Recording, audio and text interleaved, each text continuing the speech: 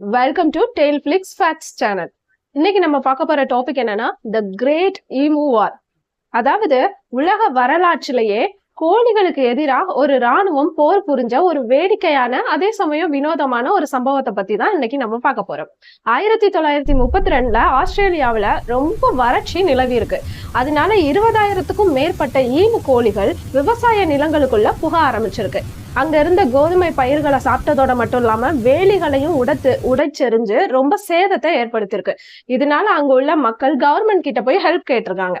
So government என்ன பண்ணிருக்காங்கன்னா கொஞ்சம் வேட்டைக்காரர்களை அனுப்பி அந்த ஈமு கோழிகளை விரட்டுறதை விட்டுட்டு 20,000 ஈமு கோழிகள்ங்கிறதுனால பேசாம ராணுவத்தையே உள்ள இறக்குவோன்னு முடிவு பண்ணிருக்காங்க.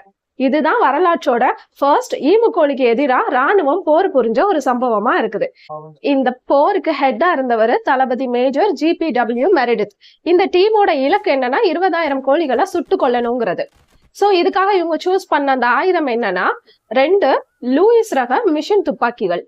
ஸோ பிளானிங் எல்லாம் கரெக்டா பண்ணியாச்சு. இப்போ நவம்பர் 2, 1932 இவங்க பிளான் பண்ணபடி ஈமு கோழிகளை சுடுறதுக்காக அந்த இடத்துக்கும் போயாச்சு. ஈமு கோழிகளை சுட ஆரம்பிக்கிறாங்க. இந்த சுடுற சத்தம் கன்னோட சவுண்ட் கேட்ட உடனே ஈமு கோழிகள் எல்லாமே சின்ன சின்ன குரூப்ஸா பிரிஞ்சு அங்க இருந்து பிரிஞ்சு ஓட ஆரம்பிக்குது. அப்போ இந்த 2 லூயிஸ் ரக மிஷின் கன்களால அந்த குரூப்பா பிரிஞ்சு ஓடக்கூடிய எல்லா ஈமு கோழிகளையும் அவங்களால டார்கெட் பண்ண முடியாம போயிருது. இப்போ முதல் முயற்சி தோல்வி அடைஞ்சிருது.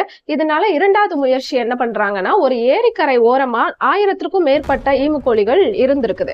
இத பதுங்கி இருந்து இந்த ராணுவம் பார்த்து அந்த இடத்துல குறி வச்சு சுட ஆரம்பிச்சிருக்காங்க. இப்போ உடனே என்ன ஆயிருதுன்னா இதே மாதிரி ஈமு கோழிகள் குரூப்பா பிரிஞ்சு ஓட ஆரம்பிக்குது. அந்த டைம்ல இவங்களோட மிஷின் கன் ஜாம் ஆகி நின்றுது. இதுல வெறும் 12 கோழிகளை மட்டும்தான் அன்னைக்கு அவங்களால சுட முடிஞ்சது. இப்ப நெக்ஸ்ட் ஈமு கோழி 50 கிலோமீட்டர் ஸ்பீட்ல ஓட ஆரம்பிக்குது. அப்போ மனுஷங்களால அதை துரத்தி பிடிச்சு ஷூட் பண்ண முடியல. இதனால இவங்க தேர்ட் அட்டெம்ப்ட் என்ன பண்ணிருக்காங்கன்னா அவங்களோட அந்த ஆர்மி ட்ரக்ல கன்னை ஃபிட் பண்ணி இப்ப ஷூட் பண்ண ஆரம்பிச்சிருக்காங்க. இப்போ அந்த பாதை ரொம்ப கரடு முரடா இருந்ததால இந்த ட்ரக்கால ஸ்டேபிளா டிராவல் பண்ண முடியல. அதனால இந்த கன்ல இருந்து வரக்கூடிய புல்லட்ஸ் குறி மாறி, ஏன்னா வேன் அங்கங்க ஆடுறதுனால குறி தப்பி வேற வேற டைரக்ஷன்ல போக ஆரம்பிச்சிருக்கு. இதுல ஒரு ஈமு கோழி இடிச்சதுல இந்த ட்ரக்கே தடம் புரண்டிருக்குன்னு சொல்றாங்க.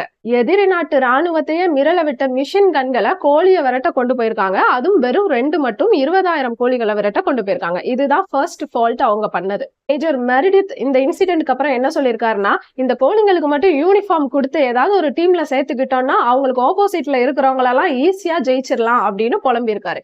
எதுக்காகனா கோழிகள்ல ஏதாவது 1-2 கோழிகள் மேல கன் பட்டா கூட அது உடனே கீழே விழாதான். ரொம்ப தூரம் ஓடி கொஞ்சம் தூரம் கழிச்சுதான் அது கீழே விழுந்து இறந்து போகுமா. அந்த அளவுக்கு அது அவ்வளவு பவரா இருந்திருக்குது.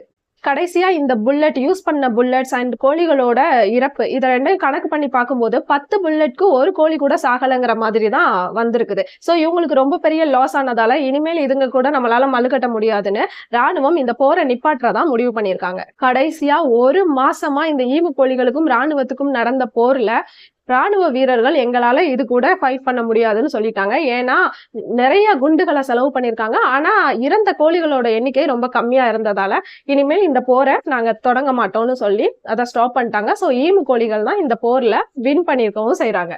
நவீன ஆயுதங்கள், ராணுவ படைகள், பெரிய பெரிய பிளான், இது எல்லாத்தையுமே தன்னோட காலில் இருக்கிற ஸ்பீடை வச்சே இந்த கோழிகள் காலி பண்ணியிருக்குது. அதனால ராணுவத்தையே ஓட விட்ட கோழிகள்னு இதை சொல்றாங்க. இததான் த கிரேட் ஈமு வார்னு வரலாறு இன்னமும் சொல்லிக்கிட்டு இருக்கு. ஸோ த கிரேட் ஈமு வாரை பத்தி நீங்க என்ன நினைக்கிறீங்கன்னு கீழே கமெண்ட் பண்ணிருங்க.